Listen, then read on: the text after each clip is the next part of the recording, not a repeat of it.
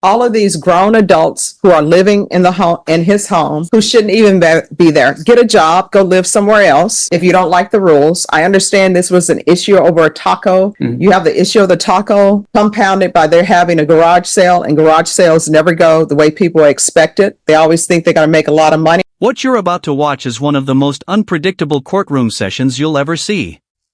A family argument over a taco turns into a gun case, another defendant risks prison over a failed drug test, and the judge makes decisions that nobody in the courtroom can fully predict. Stay until the end, because every case takes a different turn. Calling 2023 CR 0683, State of Texas versus Mario Miranda. Can I have parties announced for the record for the state? Not done for the state. For the defense? Michael J. Sawyer. Are you Mr. Miranda? Yes, ma'am. You entered a plea of no contest on May 17th. According to the plea bargaining agreement, punishment is to be assessed at 5 years in the prison. The state opposes your application. There's an affirmative finding of family violence. There's to be no contact with the complainants.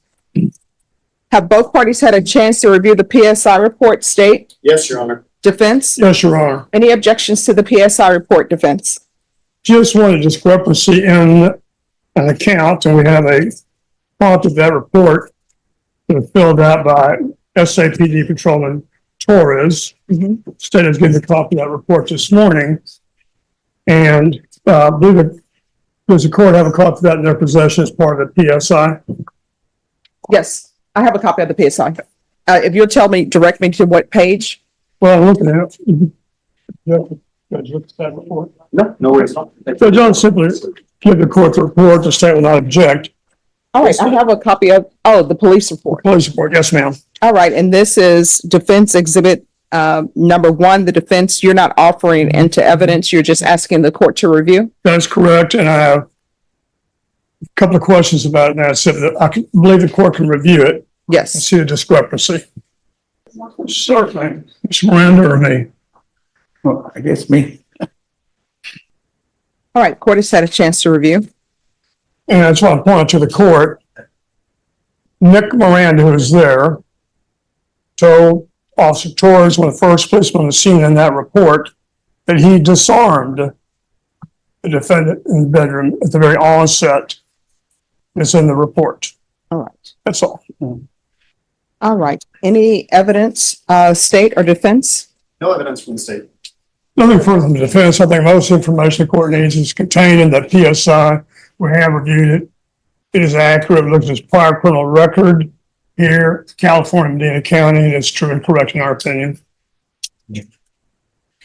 All right. All right, then, state, you're opposed? Yes, Your Honor. And if you would like to present your argument? Yes, Your Honor. So we'll present, we thank for the opportunity for just brief argument. And this is an individual, Your Honor, wherein lack of accountability seems to be kind of first and foremost here. You have their partner, which, said friends have told me he's looking for me. I believe he's going to kill me. He's a very violent man. You have her son saying he's the type of man that, again, will come and find us. He's threatened to kill me. No care, no remorse, no sympathy, no empathy. And even in the defendant's version of events, there's just a complete lack of accountability. Well, all of this is based on lies. I don't want probation, but I don't want to go to prison. So not only is there no accepting of consequences, there's no actual acceptance of what's underlying. And again, I think you have two complainants wherein the version of events, as is noted in the stipulations that the court has reviewed, and it is noted in the PSI, it started over something pretty benign. And I think that's what bothers the state the most. This was over a disagreement involving a taco. And then after that discussion, defendant has his version, but through pre-trials and all the discovery given to defense and the police reports and the other evidence that was disclosed over the defense, a pretty clear version of events is that if the young man had not taken this individual's gun away, 2 people might be dead. And so given their complete lack of disregard or complete lack of regard and a disregard for human life and for consequences, that is the, in summation, the state's opposition to probation in this case, Your Honor. All right, so here's my question. And if you could raise your right hand for me, please. Do you solemnly swear and affirm the testimony you give will be the truth and nothing but the truth, so help you God? Yes, ma'am. All right, you can lower your hand, state your name for the record. Mario Miranda. All right. So, are you currently living in Bear County? Yes, ma'am. Who do I you have live my with? home now. Pardon me, ma'am? Who lives with you? Just me and my girlfriend and my oldest son. All right. So, how do you know the people who were involved in this? How do I know? She was my ex-wife and divorced in '93, and that was her son that she had while we were married. Was my son. And well, she had the audacity to go have that son under my insurance, under my hospital from the VA. All right. So, here's the thing, mother's baby, father's baby, but that's all on you because you allowed that to happen. All you had to do was a DNA test. So, we're past the point of you're trying to seek sympathy for the court because you've been paying for a son who's biologically not your son. I'm trying to figure out who were all the people who were in the home and were you all living together when this happened? Yes, ma'am. I have my two sons and her son and her, and nobody was paying except for me. Nobody was what? Paying, for nothing. All right, then you should have put people out. They're all adults. Yep, exactly. I should have put them out.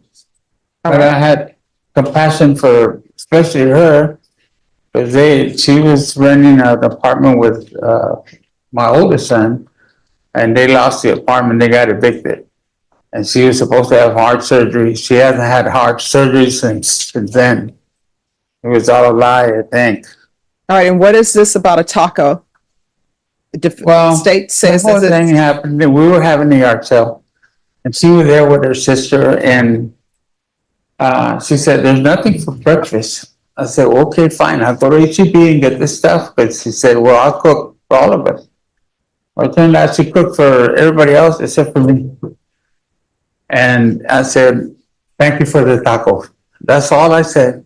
And then she started at me, and then all of a sudden, I got her son on me.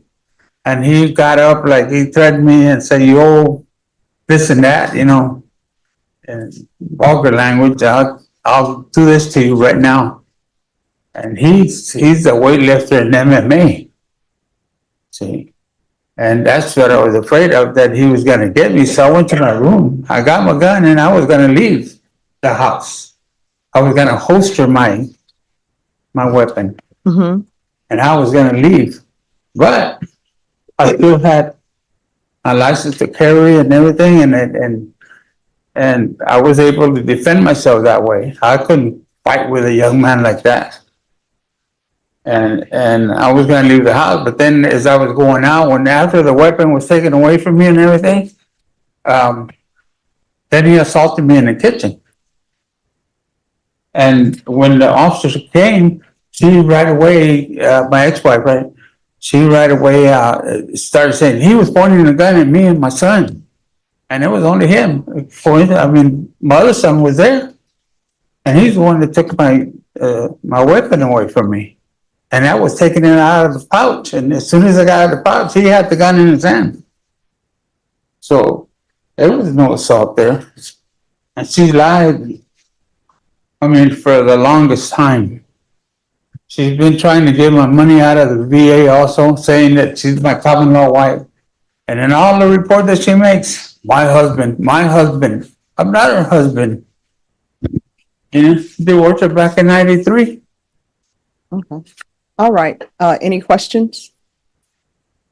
Would it surprise you that the version of events, again, this was all disclosed to counsel, that the complainant, the young man, said that the actual version of the account is that you got home angry and that you were yelling at Maria and they said, "Lay off her."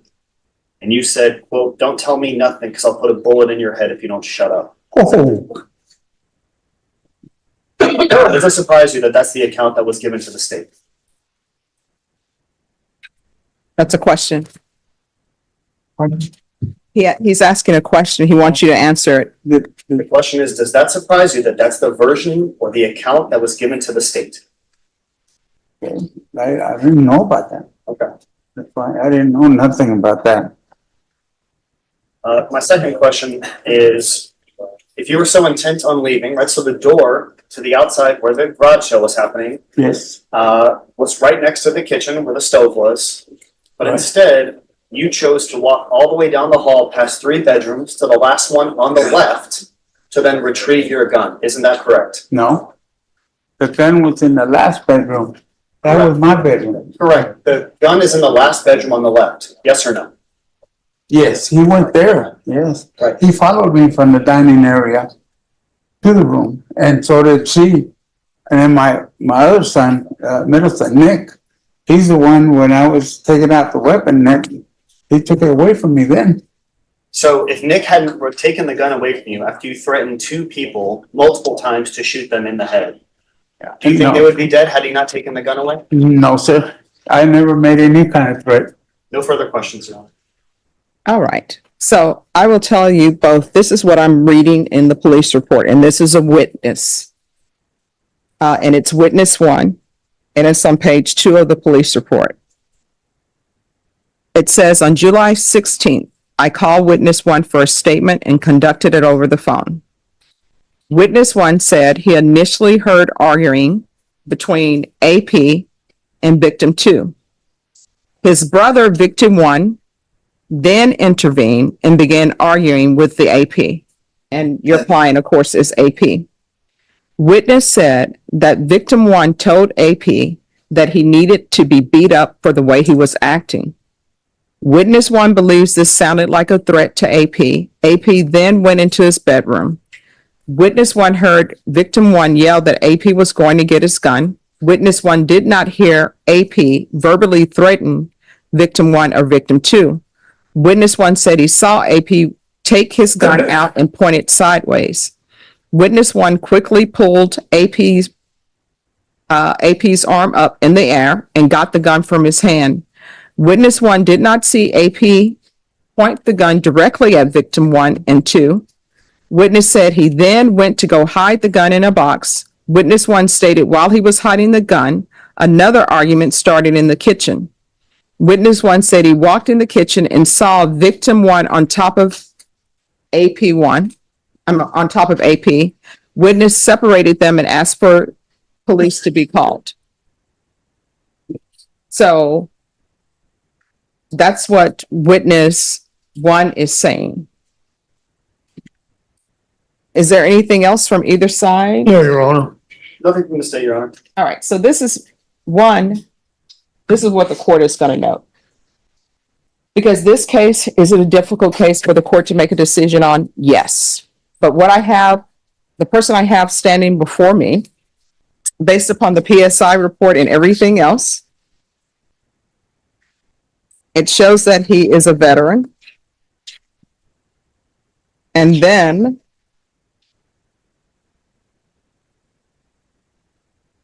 let's see, where did here we are.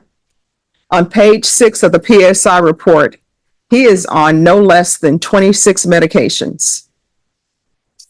And he has several mental health issues. He has PTSD, neuropathy in both legs, osteoarthritis, knee replacement, hypertension, type 2 diabetes, benign prostate, hypertrophy, gastroesophageal reflux disease, hyperlipidemia, hematochezia, tuberculosis of the colon, hearing loss, erectile dysfunction, cardiac murmur, anemia, microcytosis, bilateral cataracts, cherry angioma, polymyalgia, rheumatica, hemorrhoids, depressive disorder, psychotic disorder. And then they have him on 26 medications. And what I'm reviewing in the police report, I understand that the charge is aggravated assault with a deadly weapon. I understand that the defendant has entered a plea to aggravated assault with a deadly weapon based upon what witness one is saying and the other witnesses. I believe the truth is somewhere in the middle because the defendant has his truth. The complainants in the case have their truth. And usually, sometimes it's best to get truth from witnesses because they technically may not have a dog in the fight. But I do understand in this case, some witnesses were what he says, his children. Some witnesses was her child. I understand all of this. So the way I see my job is one, what is the appropriate sentence for him? And also protect the community, and protecting the community means protecting the people who are the complainants in this case. And Your Honor, may I speak just Yes. very briefly? I believe in terms of what was just spoken about even today, there seems to be kind of two Camps? No, camps, absolutely, and almost two events within one day wherein the allegation of the aggravated assault via pointing the weapon and then the kind of scuffle after the fact. Yes. And I just so that, it was, I think, more clear on the state side, and I should have done this sooner, but even the eyewitness, so the two complainants and eyewitness, quote, he stated he observed S1 retrieve the gun and point it towards the victims.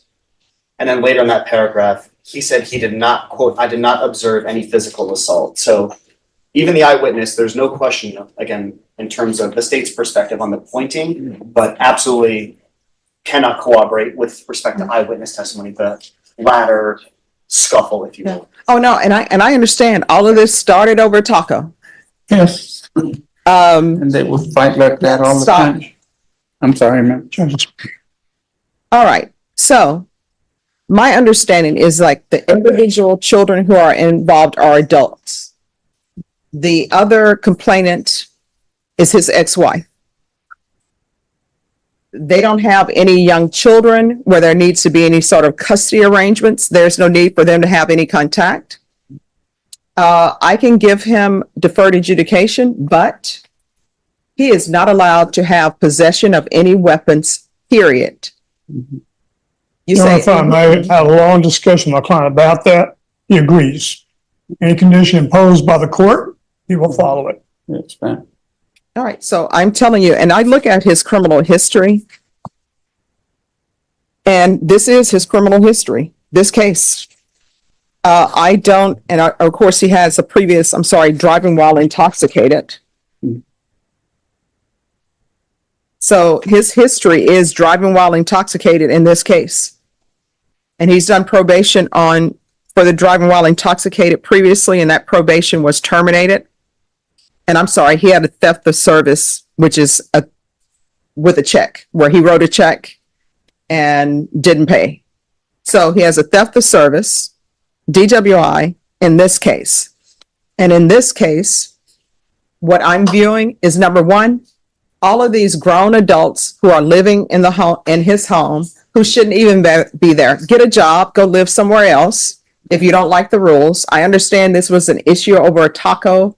You have the issue of the taco compounded by their having a garage sale, and garage sales never go the way people expect it. They always think they're going to make a lot of money. You pay for your permit and then you make maybe $2. So we have that going on. And then we have the PTSD with him. And then we have all of these medical issues. I just don't think this case is necessarily a prison case. And honestly, I don't think he would survive in prison. And when I say survive in prison, I mean because of all of his medical issues. And that would cost the government more money to place him at the prison. All right, this is what the court is going to do.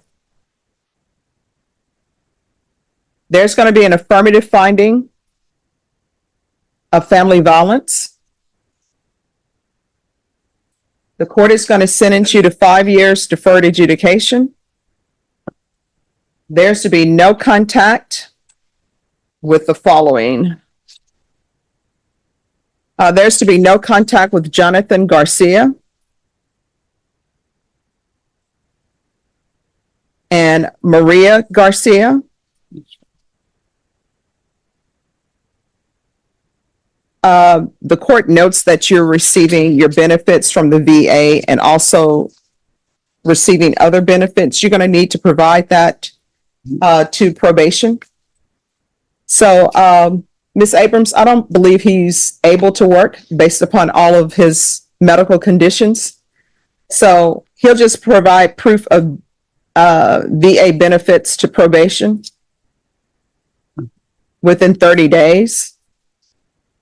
There's to be regular reporting by Zoom or in person. There's to be regular UAs, although, Ms. Abrams, I think that UA is going to be filled with positive based upon all the medications.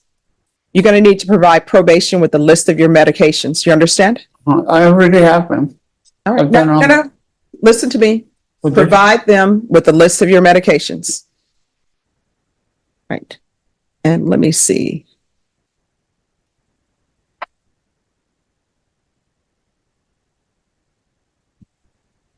All right. There's going to be outpatient treatment with the VA. There's to be weekly sober meetings with the VA until further notice. I'm not going to order community service hours. I don't believe he's able to complete community service hours. Is there any objection? Not at all. None. All right. There is going to be field visits, random, one time per month until further notice. And probation, if you could let the officers make sure that there are no weapons in that home. Probation, is there anything else? Judge, are you making an extension for him not to be allowed to have any weapons? Yes. You're not allowed to possess any weapons. Do you understand? Yes, ma'am. Nothing else, Judge. All right. Is there anything else you need from the court? No, ma'am. I don't think so. All right. Did you review the document entitled Trial Court Certification of I'm sorry. There's also an affirmative finding of deadly weapon. Did you review the document entitled Trial Court Certification of Defendant's Rights to Appeal with your attorney? Did you understand it and did you sign it?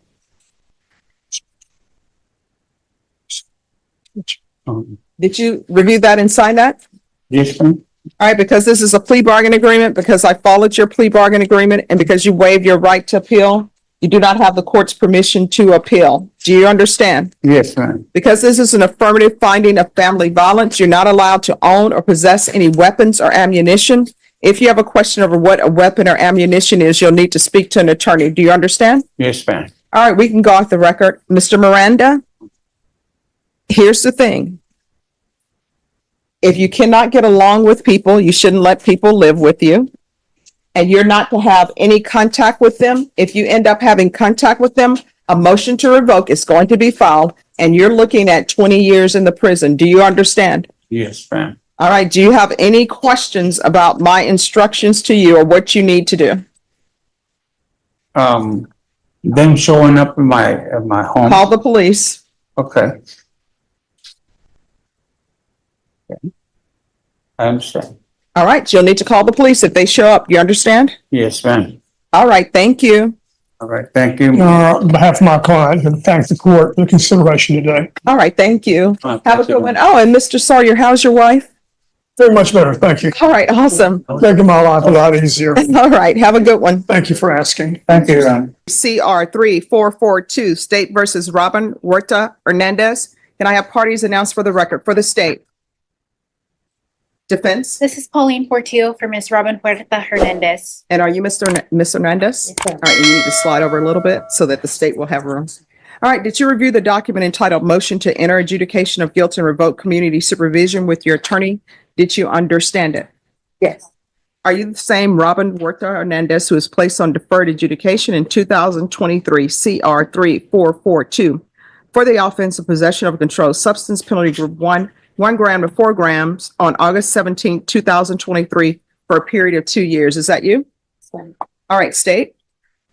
Your Honor, we wish to proceed on violation of condition number 4 in Bexar County, Texas. The defendant, Robin Puerta Hernandez, did then and there fail to report to the supervision officer as directed for the months of April, May, June, July, August, and September 2024 in violation of condition number 4. How do you plead to that? True or not true? True.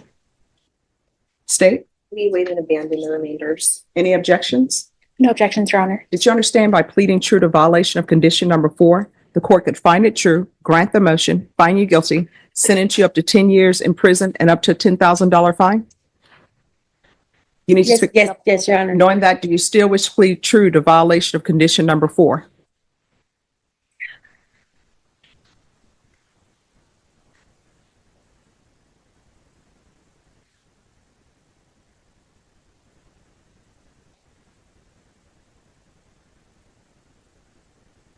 All right, so here's the thing. Let me explain this to you. You've entered a plea of true to violation of condition number 4. Maybe you and your attorney have worked out an agreement with the state.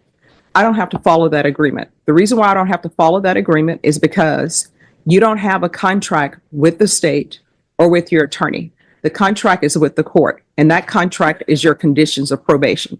So by pleading true to violation of condition number 4, I don't have to follow any agreement that has been reached between you and the state. It's just a recommendation, right? So you're looking up, I could revoke you and sentence you to 2 years. I could send you up to 10 years and I can sentence you up to $10,000 fine. Do you understand? Knowing that, do you still wish to plead true to violation of condition number 4? All right, do you want to step back and talk to her some more? Yes. Yeah. Okay, yes, Your Honor. Sure.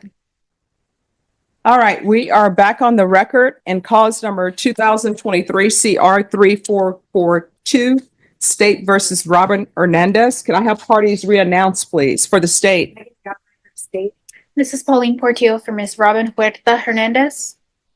All right, and you're Miss Hernandez? All right, so you had entered a plea of true to violation of condition number 4. The court explained to you what the implications of the plea of true. And I gave you time to confer with your counsel. So do you still wish to plead true to violation of condition number 4? Do you understand by pleading true to that violation, the court could find it true, grant the motion, find you guilty, and sentence you up to 10 years in prison and up to a $10,000 fine? Knowing that, do you still wish to plead true to violation of condition number 4? Court will find violation of condition number 4 true.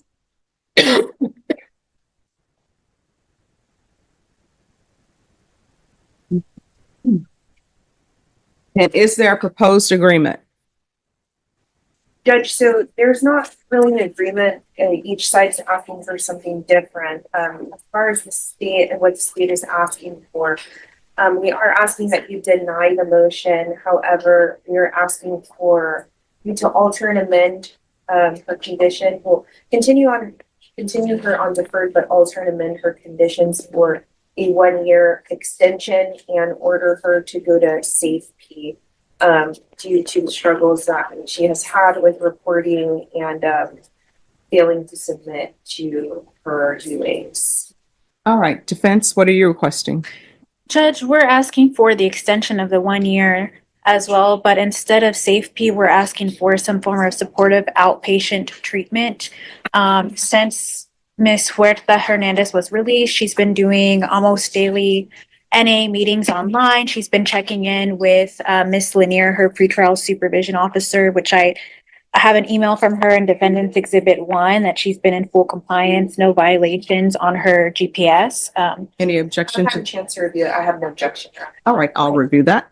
And the MTR alleges drug use in February, but there have been no positive tests since then. I do intend to call Mr. Mike Hernandez, her fiance, and Ms. Hernandez herself to explain the non-reporting. I urge the court, if they're between making a decision between SafeP and what I'm asking for, which is a supportive outpatient program, that they send Ms. Huerta Hernandez for drug testing. I do believe she's going to come up negative. And I do believe that I'm going to put on some evidence. So why hasn't she been reporting? Judge, it seems like around the time that she stopped reporting in March, she was dealing with some homelessness. And she recently connected with her fiance, and she's now living with him, which was not a circumstance back when she stopped reporting. He's been keeping her on track, helping her to get clean, helping her to look for employment. She has been a victim of abusive relationships in the past, which have caused complete destruction for her. She's lost custody of her children. It's caused drug use. It's led to a diagnosis of bipolar disorder and depression. And so at this point, I think she is in the best position with the support of her fiance, with the support of her fiance's mother, who have been waiting here all day for her. And I think she's just right on track, Your Honor, to not relapse again. She's been doing everything she's supposed to do. She's she also has some medical disorders that I think are going to cause a problem for her if she had to go back into detention. She has a little eye infection, if the court could take notice of. She has a cut eye that I think she needs to get treated pretty soon, and she has asthma that she said was very difficult for her when she was in SATTERS.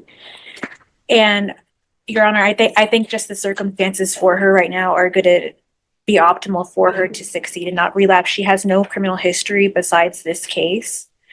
So at this point, I'm asking you, add conditions, weekly UAs, random UAs, zero tolerance, can keep her on GPS. She would like to look for work as a housekeeper at this point to help contribute to the household and get some visits back in. She has ordered supervised visits through Guardian House right now with her 16-year-old. So she really just wants to get her life back together and get back on track. I'm sorry, what did you say about her and a 16-year-old? She's supervised visits at Guardian House right now. They cost quite a bit of money though, so she will have to work to try to get those visits in. But that's my understanding from what she tells me is going on with that minor child. She does have older children as well. They're adults. They were here at the last setting, but as far as just the minor, she really has to rebuild that back up because her past relationships have really caused havoc in her life. Okay. And have led to these behaviors. And state.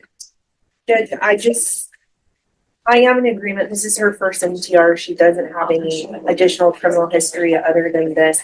However, she has had some issues reporting, and I just think she needs a more structured environment to really help her if she's really serious about getting clean. She did complete SATTERS, but did struggle in aftercare, and then just kind of falls off the grid, absconded from the jurisdiction of the court. And there haven't been any positives because she hasn't submitted to UA. And so that's why I'm asking for what I'm asking for, Your Honor. And Judge, I meant to tender Defendant's Exhibit 2 also, which is the verification that she's been attending the NA meeting. Mm-hmm. Mission and published to the court. Yes. Tested today. What are the results going to be? Negative. All right, you're going to go do a drug test today. Bashan, she's going to go do a drug test with felony drug court. So if you could have her go, and I'm going to send you some information of who to contact, and they're going to want a photo ID. So if someone can, do you have a photo ID? I don't, Your Honor. Oh, they can take a photo, somebody take a picture of her and give it to them. Just send it.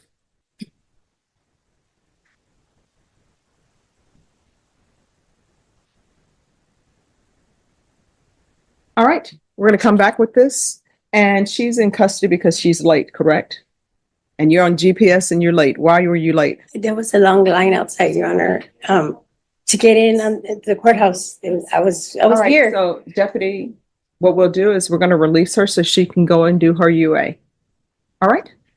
Judge, will she be brought back here today? So should I just go ahead and Oh, wait? no. Yes, wait. She's going to go straight over there and she's going to come straight back. Her fiance is here. I'm sure he can drive her. Yeah, sounds good.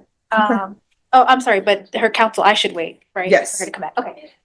And if you speak to Miss Abrams, she'll tell you where you need to go. All right, we're going to go back on the record. And we're back on the record in cause number 2023 CR 3442. Could I have parties announced for the record, please, for the state defense? All right, and this is State of Texas versus Robin Huerta Hernandez. You entered a plea to violation of condition number 4. You entered a plea of true. The court ordered a UA, and you informed the court that you would be negative. I'm sorry?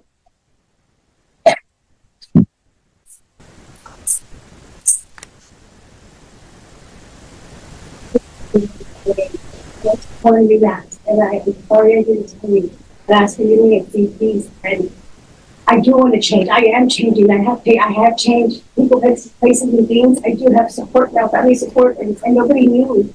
I thought it was quick about clean, and I'm sorry for lying. But I do want to change my life around, and I am. And I want to be in my daughter's life. All right. All right, is there anything else from the state or the defense? Nothing. All right, you've been missing for many months. That's what your plea of true was. I was informed that you were going to be clean, that you've been doing great work, but you were not clean. The court is going to grant the motion. The court is going to find you guilty. The court will request the therapeutic community. How much time are you asking for, state? Defense, what are you asking for? All right. The court will sentence you to 3 years in the prison, give you credit for any time served, and the court will retain jurisdiction. Did you review the document entitled Trial Court Certification of Defendant's Rights to Appeal with your attorney? Did you understand it and sign it?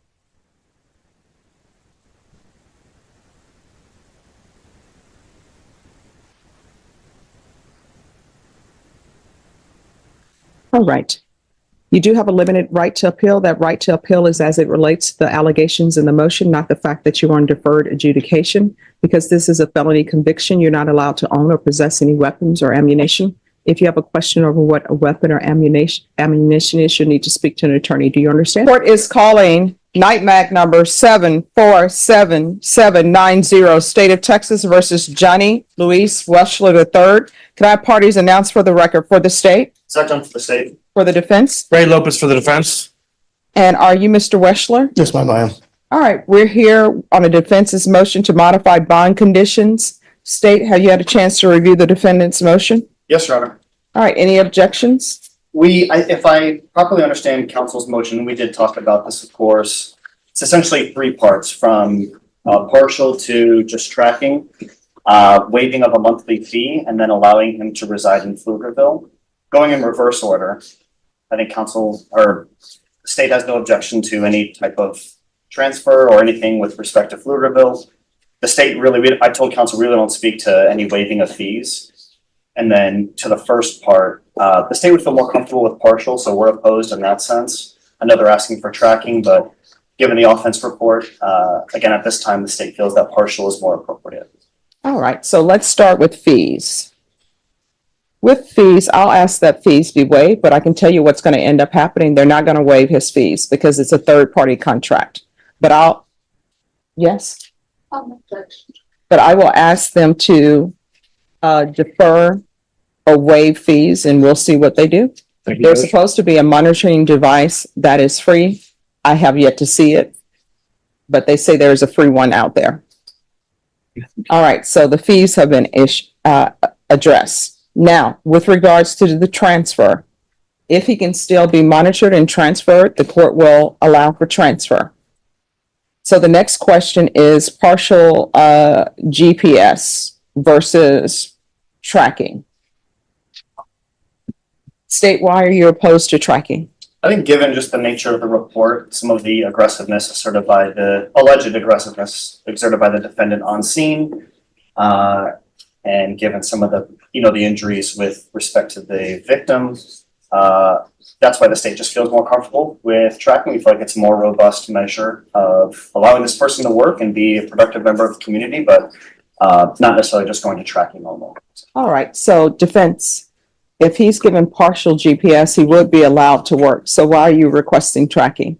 Well, and we'll offer testimony, Your Honor. The partial GPS, he has, that's what he's on now. We'd like to switch to tracking. He's had it. It's affected his employment. It's affected his employment opportunities. So I could have him testify to that, Judge. Would you raise your right and- hand for me?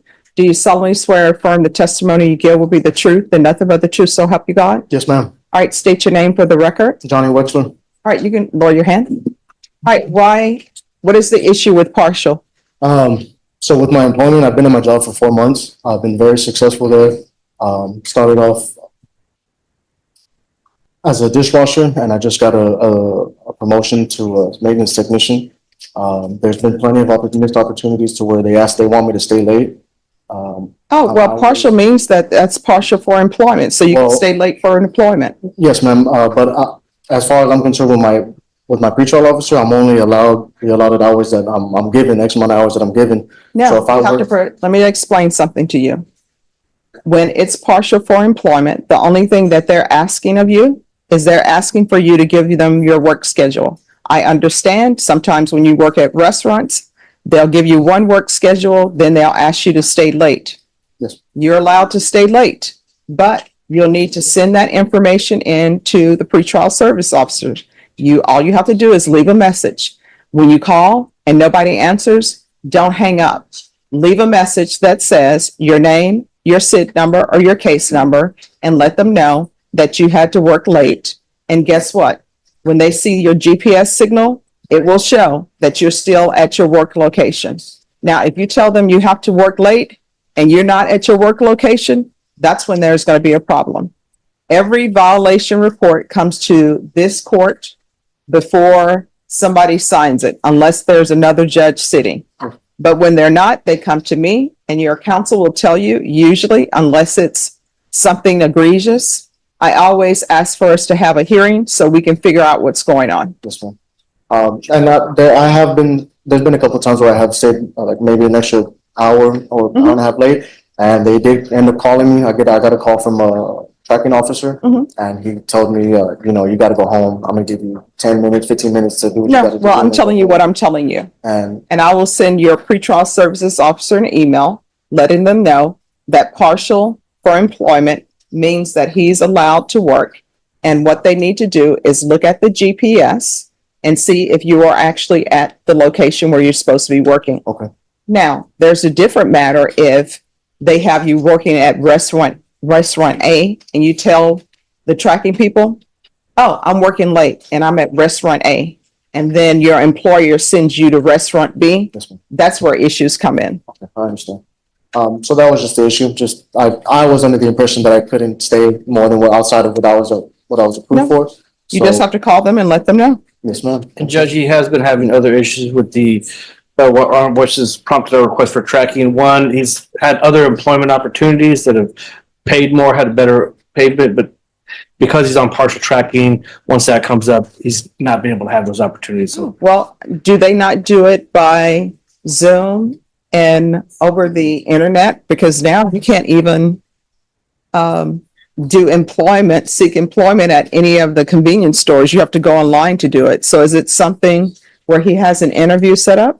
it's something where he's already kind of in the interview process, and once they find out that he's on partial tracking, that just kind of stops their desire to want to hire him, which is why he's requesting tracking so he can have better opportunities. He's had opportunities where he could get paid twice as much as he's had. How is when they discover he's on GPS Partial.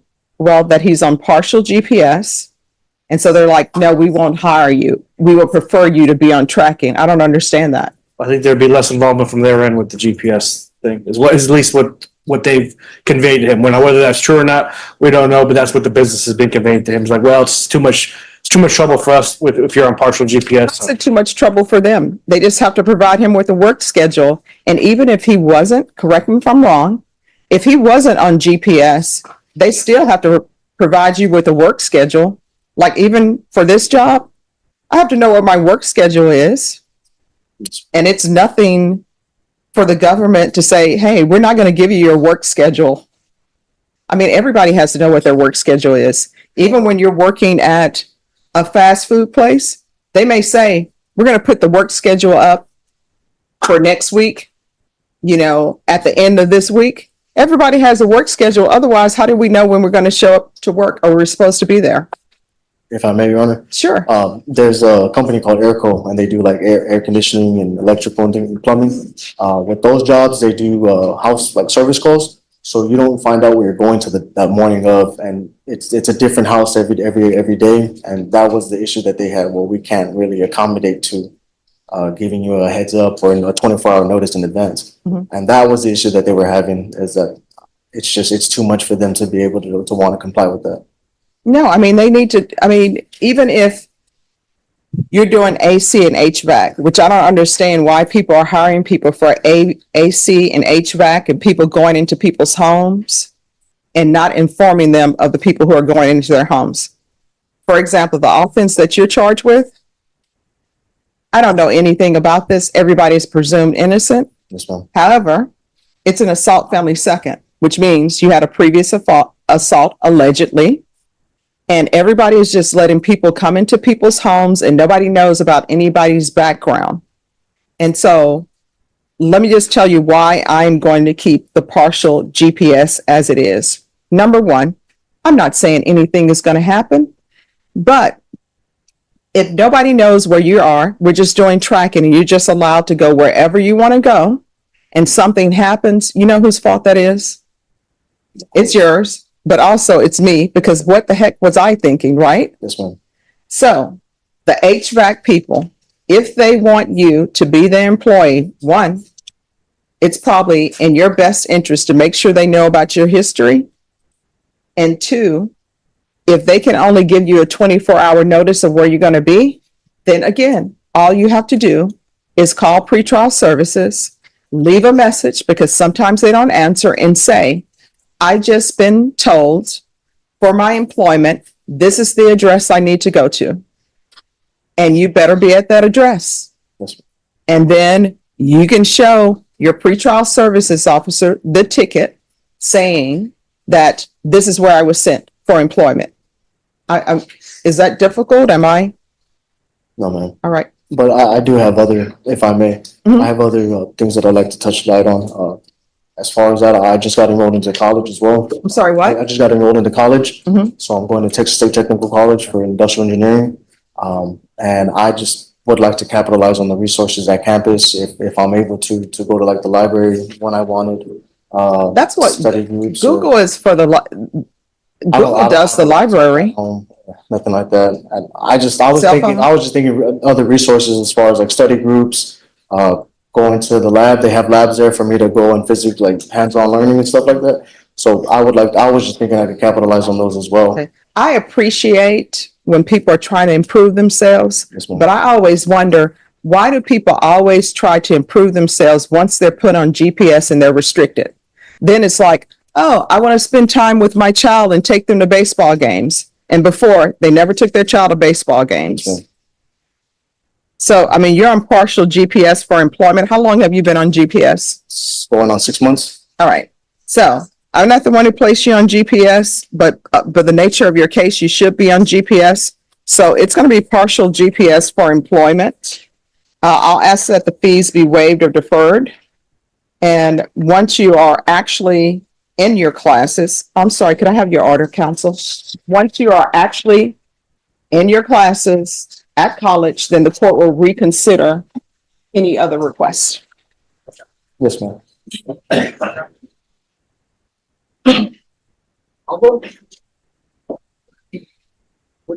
And who is your pretrial services officer? Miss Ashley Graciano. I'm sorry, who? Ashley Graciano. How do you spell the last name? Graciano. All right, if there's no objection, I will send Ashley Graciano an email as it relates to his work schedule. I also wanted to see if I was able to go to church too. In light of the situation, it's really opened my eyes to really want to get closer, I guess, to God and my religion. And I would like to attend church. All right, I understand what you're saying, but here's the thing, again, and I understand people are trying to improve themselves, Yes, ma'am. but people always want to do extra things when they're on GPS that they never wanted to do before, like church. Yes, ma'am. They have online church, Yes, ma'am. and I'm assuming you have a Bible? I do. There we go. Understood. Yes, ma'am. All right, is there anything else? Nothing from the state. No, nothing from the defense, Your Honor. All right, thank you. All right, everyone, we're on the record. Court is calling 2023 CR 8486, State of Texas versus Annabelle Vela. Can I have parties announced for the record for the state, Daniel S. Clark with the state of Texas. for the Paula. defense? Paul Acevedo for the defense. And are you Miss Vela? Yes, ma'am. Did you review the document entitled Motion to Revoke Community Supervision with your attorney? Did you understand it? Yes, Are you the same Annabelle Marie Vela who was placed on community supervision in 2023 CR 8486 for the offense of driving while intoxicated with a child under 15 on October 30th, 2023 for a term of 3 years? Is that you? yes, ma'am. State? Violated condition number 12, on or about the 3rd day of June 2024 in Atascosa County, Texas. The defendant, Annabelle Marie Vela, operated a vehicle without a valid Texas driver's license in violation of condition number 12. How do you plead to that? True or not true? Your Honor, the state was on the violations. Any objections? We have no objections, Your Honor. Did you understand by pleading true to violation of condition number 12, the court could find it true, grant the motion, and sentence you to 2 years in the state jail facility Yes, ma'am. and a $500 fine? All right, we're on the record. Don't approach the clerk while we're on the record. All right, don't approach while we're on the record. All right. Knowing that, do you still wish to plead true to violation of condition number 12? Court will find violation of condition number 12 true. Is there a proposed agreement? Yes, Your Honor, it's the alternate amend for the defendant to take a defensive driving course and to continue on probation, sorry. All right. Why is she driving without a license? Would you like for me to address it, or would you like to hear it straight from her? Sure. Could you raise your right hand for me? Do you solemnly swear and affirm the testimony you give will be the truth and nothing but the truth, so help you God? Yes, ma'am.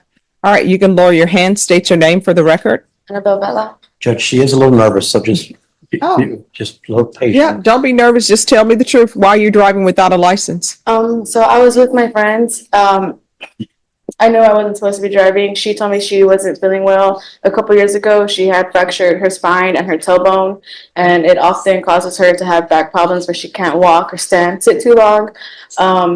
So she asked me, "Is like, hey, like we're away, we're a couple minutes away, a couple miles away. Can you just finish out the drive, get us there, and then my boyfriend will drive us back, and then I can Uber you home from there." So I was like, "I'm really not supposed to, but you know, you're not feeling well, and we can't just sit on the side of the road. So I'll just finish out the drive, and then that's it." Did somebody have a phone to call the boyfriend? She did, but he was at work and he was about to be off. So I don't know what, I didn't think of it at the time. So I just agreed. I was like, okay, I'll get us there. But then after that, I can't do no more because, you know, I can't be driving, and she's aware that I can't be driving, but I'll help you out and I'll just get us there, and that's it. And it was not far. I hadn't been driving long before the cop pulled us over. Well, see, the issue about it's not far is neither here nor there. You're not supposed to be driving, period. Yes, ma'am. And then you're driving and you don't have a license. And then you're driving and you're not insured. So if there were an accident and you're driving without a license and you hit somebody, do you think anybody would care that, oh, it was just 2 blocks away? No, ma'am. Well, if I may, on her behalf, I don't think she gave the full story the way it really worked out. This friend that she's talking about is not just a friend. It's somebody that she's met recently, and she's met her through her employment. This friend is her supervisor. She was still on the clock at work, and the supervisor was off the clock at this point. The supervisor returned to work to give her a ride home, and that's when this transpired. When she was actually getting ready to give her a ride home, and then she felt ill. I had an opportunity to run her name through DPS. She is eligible for her driver's license. And we've talked about making arrangements to get her driver's license back. No occupational license is needed at this point. It's just a matter of getting caught up on some fees and DPS fees at that, Your Honor, and paying the endorsement for the driver's license. She did self-report this. It was filed as a Class C misdemeanor because it's a driving my license invalid as opposed to driving while license suspended. And she called me. I told her, bring it in. I'll help her take care of it. She reported to probation a day or two later. And she self-reported it to probation at that point. She herself is up to date on all of the conditions of probation. She's has taken some steps in life because of this probation that has made her a little bit more responsible. Not a little bit, a lot more responsible. Financially, she's making better decisions. On a personal level, she's making better decisions. And on the course here, she's trying to make some better decisions. I asked her what has happened, and, you know, what's causing you to do these things. And she said, to be honest, the judge spoke to me the last time, and she talked to me about accountability, and I'm, you know, trying to be accountable. Thus the self-reporting and so forth. I don't want to speak out of line, Judge, but I do believe if she would have never said anything, chances are the ticket classy would have been taken care of and nothing would have ever happened. And of course, she did self-report and let the probation department know that she did receive the ticket. In state, what are you requesting? I was again, was the defensive driving judge, at least from what I can tell, she is eligible for life. And the fact that she gets. And probation, what are you requesting? Defensive driving judge. All right, the court will deny the motion. Alternate amend conditions to include defensive driving. You're not supposed to drive without a license, period. I understand now that your attorney, we can go off the record, your attorney explained that the person with you was your supervisor, so I can understand feeling pressure because it's your supervisor and you could end up getting fired. But you are not allowed to violate conditions of probation. You're not allowed to drive without a license. You understand? All right, good luck to you. Judge, can I just address one more issue that I feel like we need to address, and just to have a clear understanding? She does not own a vehicle right now. Mm-hmm. She is using the handheld device. She has the Scram device. Mm-hmm. So she hasn't had any violations and so forth. However, when she does apply for a driver's license, she has to pay for a ignition interlock endorsement, but she doesn't have a vehicle, so she will have a license that says ignition interlock, but if she is driving again, she's going to have a Scram device. I don't know how that would work with DPS. I don't know. What would end up happening is if she has a driver's license and she has her vehicle, just come back and we'll address it. Okay. Court is calling 2000. You need to slide over this way. Court is calling 2023 You're on this side, sir. CR 8093 State of Texas versus Monica T. Wade. Can I have parties announced for the record for the state? Andrew Harris Edmund. Denny Callahan defense. And are you Miss Wade? Yes. Did you review the document entitled Motion to Remote Community Supervision with your attorney? Did you understand it? Yes. Are you the same Monica T. Wade who was placed on community supervision in 2023 CR 8093 for the offense of felon in possession of a firearm on January 25th, 2024 for a term of 8 years? Is that you? Yes. State? Violated condition number 1, Your Honor. In condition number 11. Your Honor. All right. According to condition number 11, the state is alleging that on or about the 20th day of May 2024 in Bexar County, Texas, the defendant, Monica T. Wade, did then and there fail to report to the supervision officer on the next working day after being released from jail for a new arrest in violation of condition number 11. How do you plead to that? True or not true? True. State, any other violations? Waive and abandon the remaining violations, Your Honor. Any objections? No objection. Did you understand by pleading true to violation of condition number 11, the court could find it true, grant the motion, and sentence you up to 5 years in prison Yes, ma'am. and up to a $1,500 fine? Yes, ma'am. Knowing that, do you still wish to plead true to violation of condition number 11? Yes, ma'am. Court is finding violation of condition number 11 true. Is there a proposed agreement? Yes, Your Honor, to impose jail sanction, but otherwise continue on supervision. Your Honor, we ask that the time that she has already served be considered as JSAT on the jail sanctions, that the court is going to go that direction. All right. So why should she be continued? What has she done on probation? She's been on probation since January of 2024. What has she done? Probation?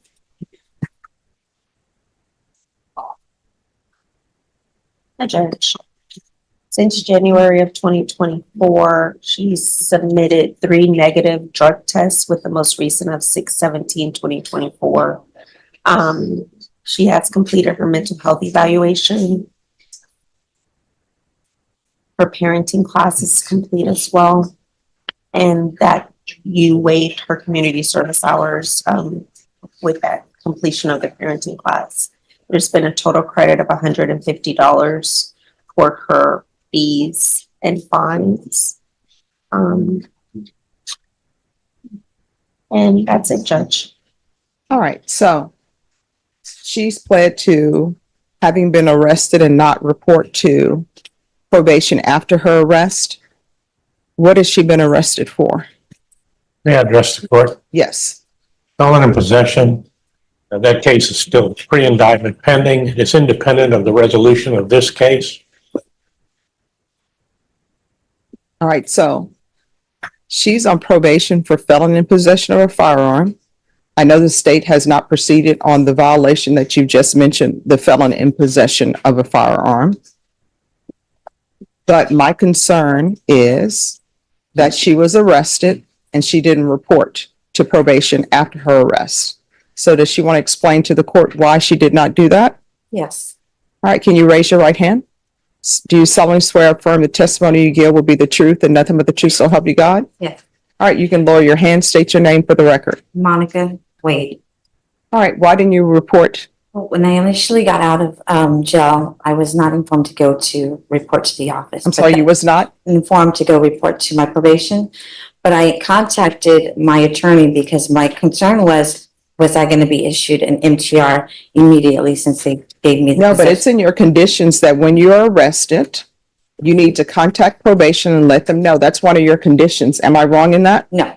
Okay, so you knew you were supposed to report after an arrest. Okay, so then when I contacted the attorney, I asked him, I said, is there an MTR that was issued? Because if that was the case, I would like to see if I could do a satellite walkthrough.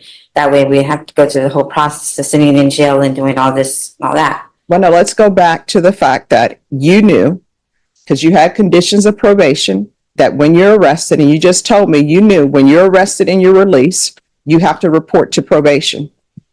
So what I'm hearing from you, and if I'm wrong, correct me. Okay. What I'm hearing from you is the reason why you didn't want to report to probation is because you didn't want to get arrested and have to wait at the jail. You wanted to do the easy way and see if you could do satellite. Am I correct in my interpretation? No, ma'am. When All right. I did get the rules and the regulations on, I did not know until after the fact, when I was contacting my attorney about this MTR, is when I got my probation paperwork and I read it, and it did state that I had to report after. I was not aware of it before. No, but they go over conditions with you, every condition. I must have not heard it. I just didn't. So that's why I didn't go report immediately, but I had been reporting with no problem. I haven't given them any issues. I'm on top of the classes. I'm on top of the money. I'm on top of. I mean, I understand what you're saying, but you know what you're not on top of? And I don't know that the allegations, the state has waived and abandoned that in the allegations, but what you're not on top of is you were arrested for another offense. Yes, ma'am. And the number one thing when you're on probation is don't commit any new offenses, allegedly. Correct. And I'm not going to get into that new offense because the state is not proceeding on that. But you have to report. Right. And I'm inclined to follow your agreement, but I'm not inclined to have you walk out of here without doing your jail time. You understand? Yes, ma'am. All right. Is there anything else you wish to say? No, ma'am. All right. And what jail time are you all asking for? The credit that she already has is how much? 25. So, well, no, how much time is the state asking for her as a condition? Mhm. I'm not giving you credit for the 25 days. You're going to go into custody today. All right, the court will deny the motion. Alternate main conditions to include 25 days in the Bear County Jail. Upon your release, you need to report to probation. And state, you need to figure out what is going to be happening with that new case.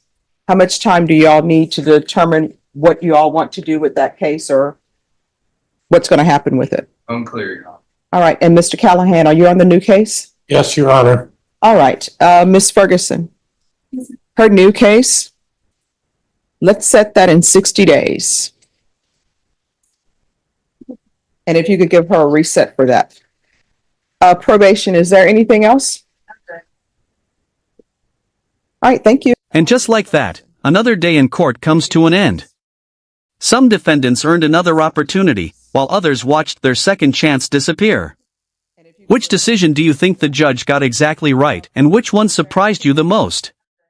Let us know in the comments.